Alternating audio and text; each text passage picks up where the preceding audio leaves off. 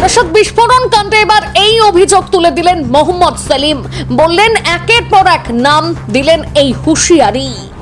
4 বছর আগে যখন বিস্ফোরণ হয়েছে তখনও পুলিশকে জানিয়েছে।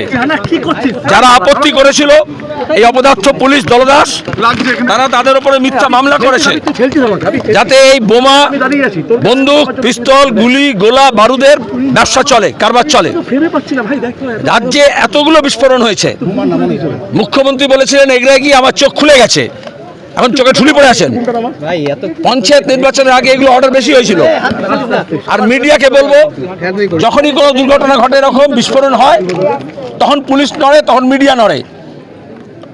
আর যখন মানুষ আপত্তি করে তাদের উপর মিথ্যা মামলা হয়। আর মমতা ব্যানার্জি সব ব্যাপার মার্ক্সবাদীদের উপর, আইএসএফ এর উপর সব দোষ চাপিয়ে দেন, বিরোধীদের উপর। আর উনি একদম দুধ পিতা বাচ্চা। এই গোটা ঘটনার জন্য দায়ী হচ্ছে মমতা ব্যানার্জি প্রথম, তারপরে তৃণমূলের যারা নেতা মন্ত্রী, আর এখানকার যারা পুলিশ। এসপি অফিসের 3 কিলোমিটার মধ্যে এরকম ঘটনা ঘটে, পুলিশ এসে তোলা তোলে, দোলা এসে তোলা তোলে, এমপি এসে তোলা তোলে, মন্ত্রী এসে তোলা তোলে। আর এখানকার মানুষের নিরাপত্তা অন্যত্র যেখানে হয়েছে, উত্তরবঙ্গ থেকে দক্ষিণবঙ্গ সব জায়গায়, সাধারণত একটু বাঁধের ধারে, নদীর পাশে, একেবারে গ্রামের শেষ প্রান্তে, ধান ক্ষেতের মাঝখানে, এখানে একটা লোকালয়, ঘন বসতিপূর্ণ এলাকা, তার মধ্যে হচ্ছে। আর লোকে আপত্তি করার পরে পুলিশ ব্যবস্থা নেয়নি। সবার শাস্তি চাই।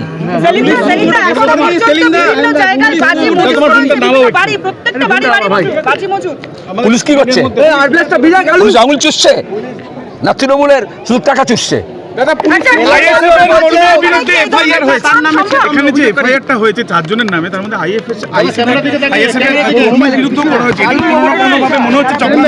এটা মমতা ব্যানার্জির অপশাসনের হলমার্ক।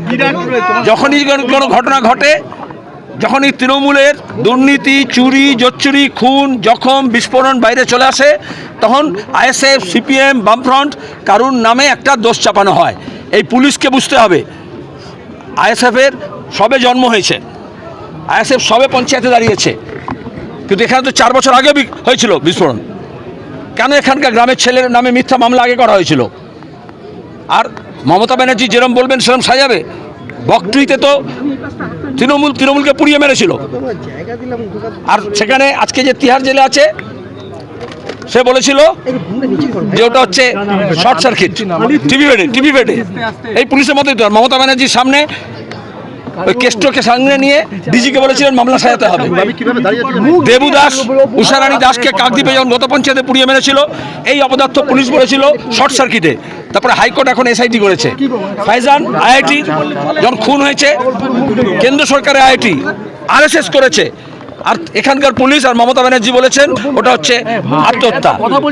আজকে এখানে দাঁড়িয়ে যা হচ্ছে, এটা কোনোভাবেই এই গ্রামের মানুষকে, সাধারণ মানুষকে, শান্তিপ্রিয় মানুষকে, আইএসএফকে জড়ানো যাবে না। আর বিজেপিকে হুঁশিয়ারি দিচ্ছি, ঘটনা হলেই অমনি জেহাদি, টেরোরিস্ট এইসব বলে আসলে মূল তৃণমূল অপরাধীকে আড়াল করার চেষ্টা চলছে।